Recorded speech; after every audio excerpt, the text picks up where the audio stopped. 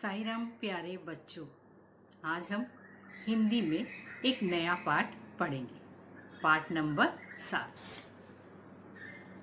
पाठ पढ़ने से पहले बच्चों, यह जो चित्र है वो किसका है?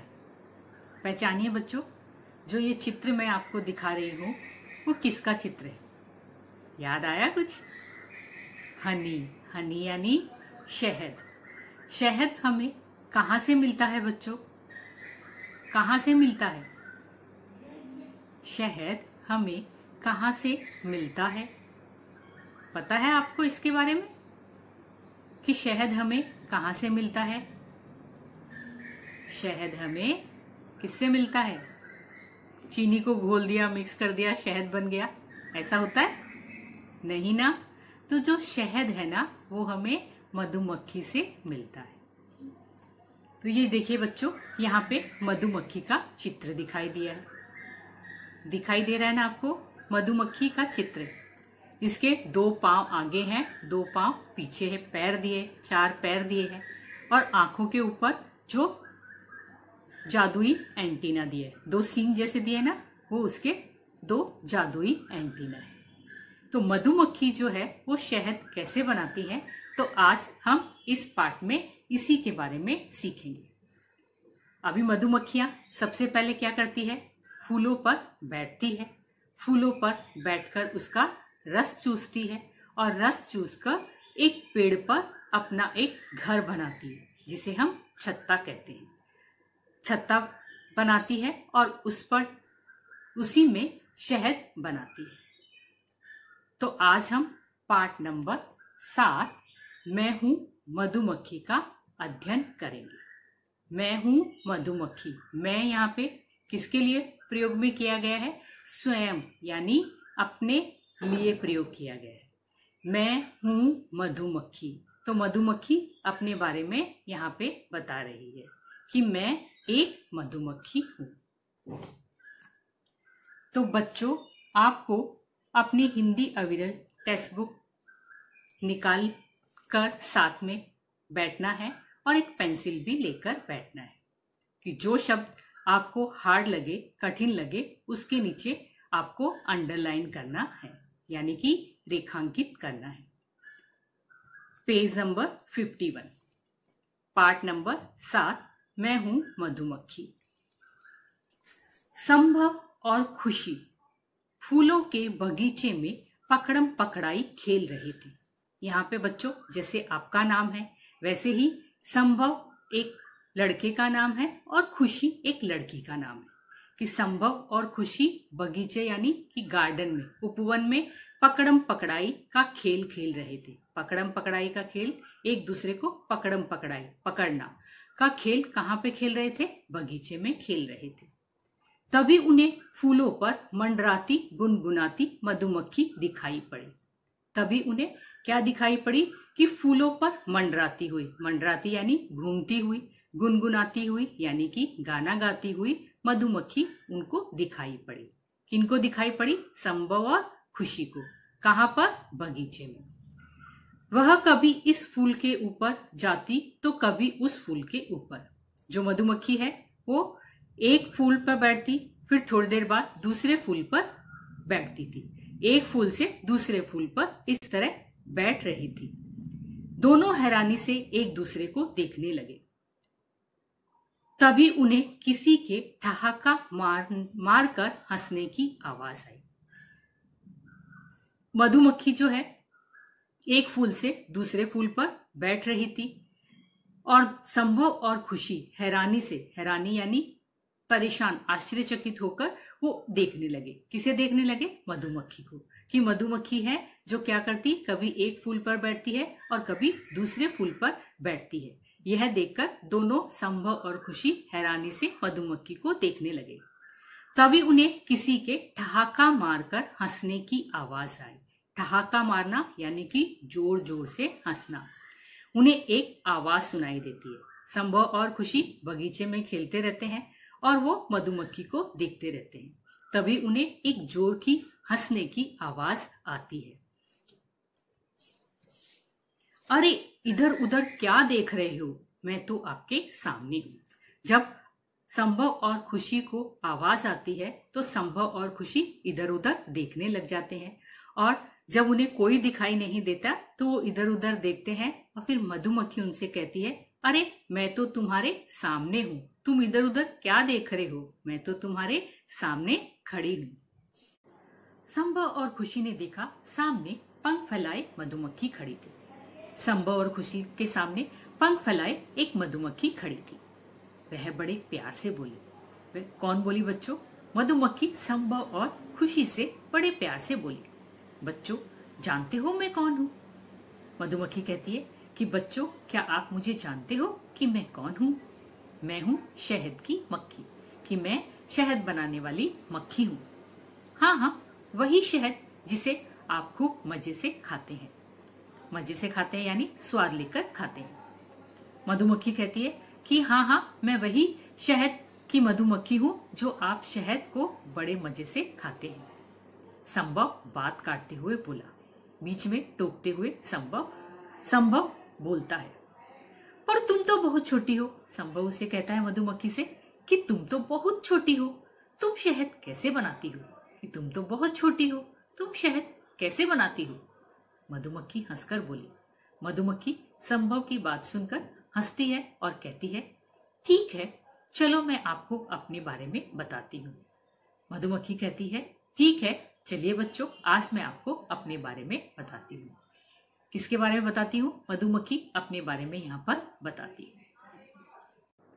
हमारे शरीर पर छोटे छोटे बाल और छोटे छोटे पंख होते हैं।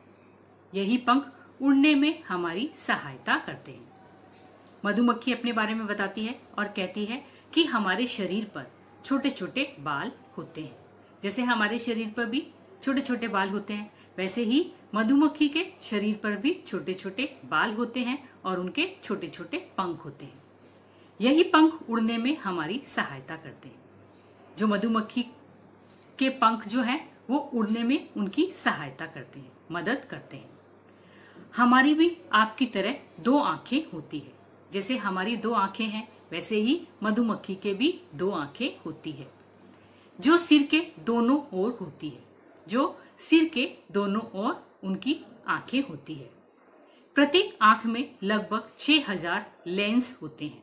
मधुमक्खी कहती है कि हमारी दो आंखें होती है और सिर के दोनों ओर होती है, और प्रत्येक आंख यानी कि दोनों आंख में, प्रत्येक आंख में लगभग 6000 लेंस होते हैं। लेंस होते हैं ना, जो ब्लैक कलर के आंख के अंदर रहते हैं लेंस, तो उसको लेंस कहते हैं। आंख यानी हमारी जो नयन, नेत्र। तो जो हमारी प्रत्येक आंख है उसमें लगभग 6000 लेंस होते हैं, परंतु हमारे नाक और कान नहीं होते। मधुमक्खी क्या कहती है कि हमारे दो आंखें होती है जो सिर के दोनों ओर होती है, और प्रत्येक आंख में 6000 लेंस होते हैं, परंतु हमारे नाक और कान नहीं होते। मधुमक्खी के नाक और कान नहीं होते हैं, बल्कि उनके स्थान पर सिर के आगे जादुई एंटीना होते हैं। तो नाक और कान नहीं होते हैं, बल्कि उसके स्थान पर सिर के आगे जादुई एंटीना होते हैं। मैंने अभी आपको चित्र में दिखाया था कि मधुमक्खी के चित्र के सिर के ऊपर जो जादुई एंटीना ऊपर से जो बने हुए हैं वो जादुई एंटीना होते हैं। उनके नाक और कान नहीं होते, जो सूंघने और सुनने में हमारी सहायता करते हैं। सूंघने की कोई भी चीज की स्मेल आती है तो हम नाक से सूंघते हैं, और सुनने में हमारी सहायता करते हैं। तो मधुमक्खी को सूंघने में और सूंघने और सुनने में जादुई एंटीना उनकी सहायता करते हैं, मदद करते हैं।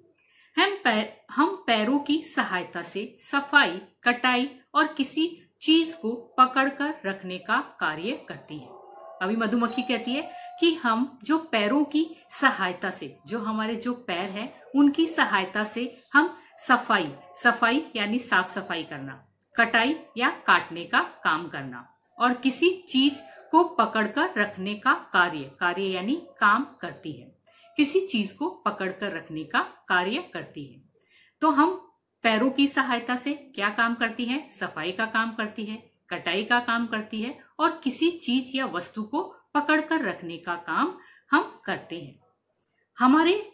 हमारे सबसे पीछे के दो पैरों में फूलों का पराग एकत्रित करने के लिए थैले भी होते हैं। और जो मधुमक्खी के जो पीछे के जो दो पांव रहते हैं, इसमें दो पैरों में फूलों का पराग किसे कहते हैं बच्चों? फूलों के अंदर पाए जाने वाला सुगंधित द्रव्य, जो फूल पर मधुमक्खी बैठती है उसका जो रस चूसती है उसे पराग कहते हैं। एकत्रित करना यानी इकट्ठा करना। हमारे पीछे के दो पैरों में फूलों का पराग इकट्ठा करने के लिए हमारे थैले भी होते हैं। दो पैरों के बीच में फूलों का जो रस इकट्ठा करने के लिए थैले भी होते हैं। हमारा सामाजिक जीवन बहुत ही रोचक होता है। हमारा सामाजिक जीवन, सामाजिक यानी समाज में रहने वाले, रोचक यानी मनोरंजक होता है। तो हमारा जो सामाजिक जीवन है बहुत ही रोचक होता है। हम अकेले रहने और अकेले खाने की आदत नहीं होती। हमें अकेले रहने और अकेले खाने की आदत नहीं होती। हम प्राय छत्ता बनाकर समूह में रहती हैं। मधुमक्खी क्या कहती है? हम प्राय क्या करते हैं? छत्ता बनाकर समूह में रहती है। प्रत्येक छत्ते में एक रानी मक्खी होती है। समूह यानी झुंड। हम प्राय छत्ता बनाकर समूह में रहती है। मधुमक्खियां क्या कहती है? मधुमक्खी कहती है कि हम झुंड में रहती हैं और प्रत्येक छत्ते में एक रानी मक्खी होती है। प्रत्येक छत्ते में एक रानी मक्खी होती है। हम सभी मधुमक्खियां उनके निर्देशों का पालन करती है। निर्देशों यानी आज्ञा का पालन करना। जैसे आपके घर में आपकी दादी आपको कोई काम करने के लिए कहती है तो आप उनकी आज्ञा का पालन करते हो। तो निर्देश देना यानी आज्ञा का पालन करना। सभी मधुमक्खियां उनके निर्देशों का पालन करती है। किसका पालन करती है? रानी मक्खी जो कहती है उनकी आज्ञा का वो सभी मधुमक्खियां पालन करती है। रानी मक्खी केवल अंडे देने का कार्य करती है। जो रानी मक्खी होती है उसका काम क्या होता है? केवल वह अंडे देती है। वह आकार में हम सभी मधुमक्खियों से बड़ी होती है। आकार यानी साइज में। जो रानी मक्खी होती है वो आकार में सभी मधुमक्खियों से बड़ी होती है। हम सभी मधुमक्खियां रानी मक्खी की देखभाल करती हैं।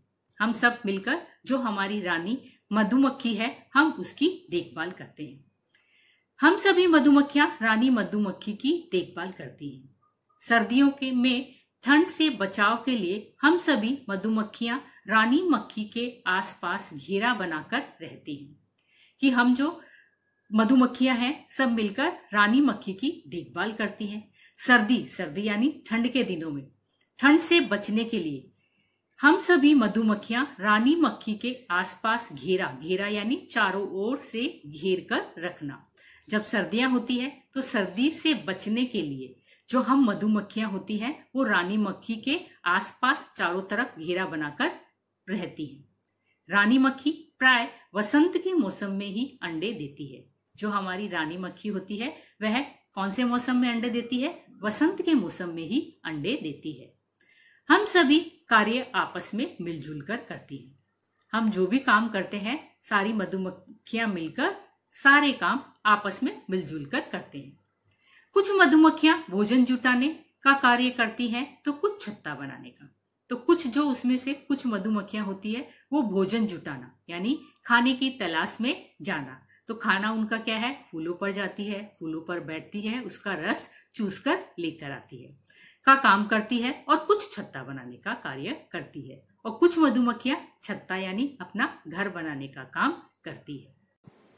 तो चलिए बच्चों, अभी हम पाठ में आए थोड़े शब्दार्थ जान लेते हैं। मैंने आपको पाठ में पढ़ते समय उन शब्दार्थ का अर्थ बताया था, तो एक बार हम उन्हें पुनः दोहरा लेते हैं।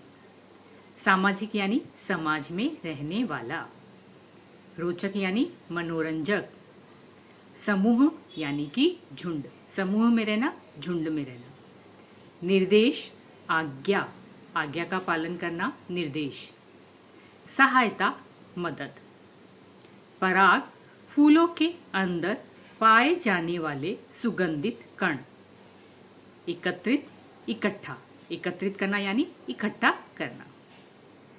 तो बच्चों, आज हम इस पाठ का यही इस पाठ को आज हम यहीं समाप्त करते हैं। बचे हुए पाठ का अध्ययन हम अगले वीडियो में करेंगे। तो आज हमने बच्चों जो यह पाठ पढ़ा है, आपको भी इस पाठ को पढ़ना है और इसका अर्थ समझना है। आगे के बचे हुए पाठ का अध्ययन हम अगले वीडियो में करेंगे। उम्मीद करती हूँ बच्चों आज हमने यह पाठ जो पढ़ा है वो आपको समझ में आ गया होगा। धन्यवाद।